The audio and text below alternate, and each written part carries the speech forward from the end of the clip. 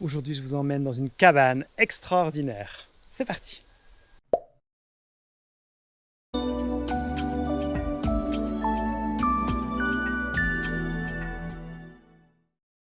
J'ai beaucoup de chance. Figurez-vous que cette nuit, j'ai dormi dans une cabane dans un arbre. C'était juste incroyable, vraiment top, chez mon amie Marie.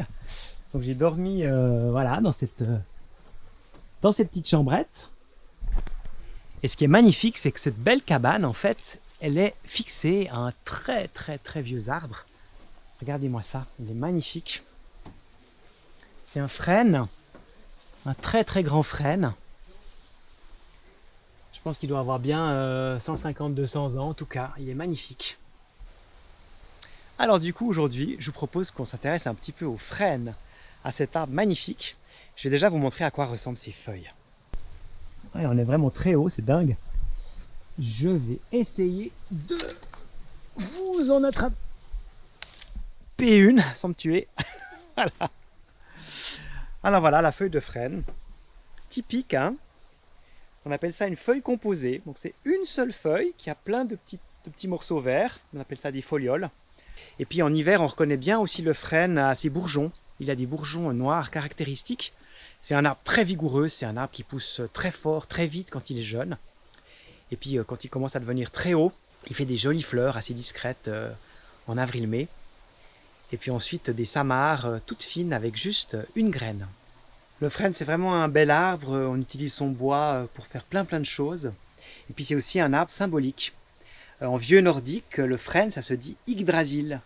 Et en fait, Yggdrasil, c'était un grand frêne qui portait tout le monde. Et qui partait des enfers et qui montait jusque dans le ciel. Et les dieux et la terre, et tout était accroché à cet arbre qui était un symbole d'immortalité. Tellement c'est un arbre vigoureux.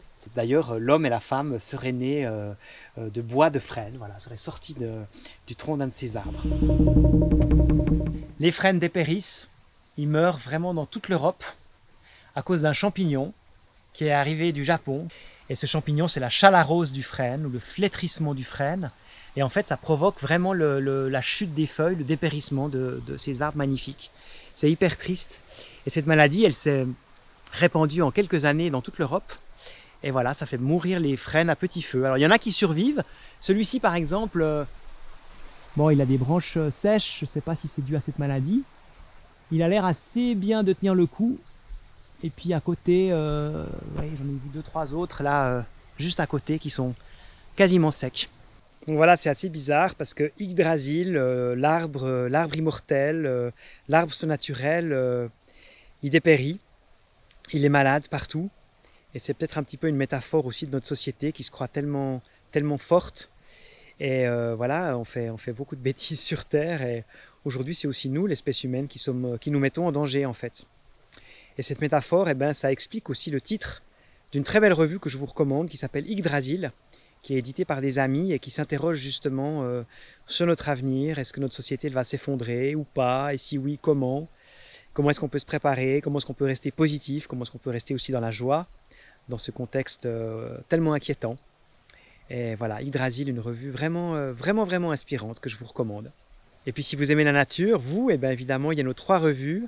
La revue Salamandre pour les adultes, la petite Salamandre pour les enfants de 4 à 7 ans, et la Salamandre Junior pour les enfants de 8 à 12 ans.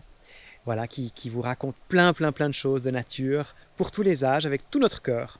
Et si vous voulez vous abonner à une de ces 3 revues, ou en faire profiter de vos proches, il suffit de cliquer sur le lien, sur le bouton, à la fin de cette vidéo.